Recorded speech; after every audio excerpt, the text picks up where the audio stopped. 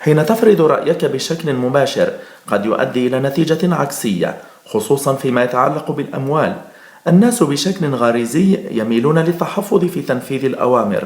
لهذا سنتعرف في هذا الفيديو على 4 تقنيات في علم النفس لتجعل الناس يقومون بما تريده بشكل لا إرادي. أولا، ركز على الأرباح.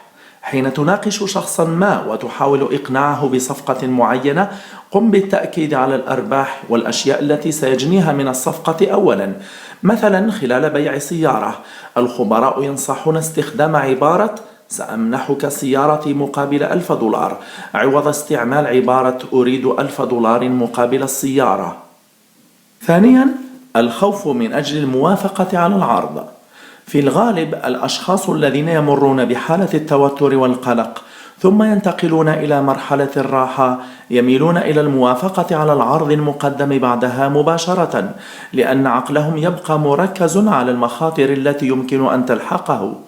الخبراء النفسانيون يقولون أن فترة ما بعد الغضب والراحة هي أفضل فترة لطلب أي شيء تريده من هذا الشخص.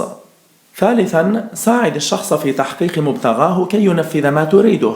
لعلك سبق وأن تعرضت لموقف أمام المحطة الطرقية لشخص ما يحاول بكل جهده مساعدتك، وما أن ينتهي يبتسم في وجهك ويطلب منك مساعدته.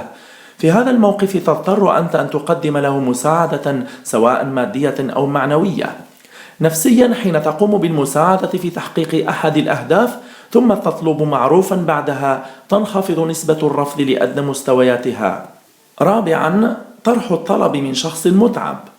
في هذه الحالة لا تكون لدى الشخص الطاقة العقلية الكافية من أجل التساؤل عن طلبك، ويقوم بالانخراط في التعاون معك من أجل إنهائه.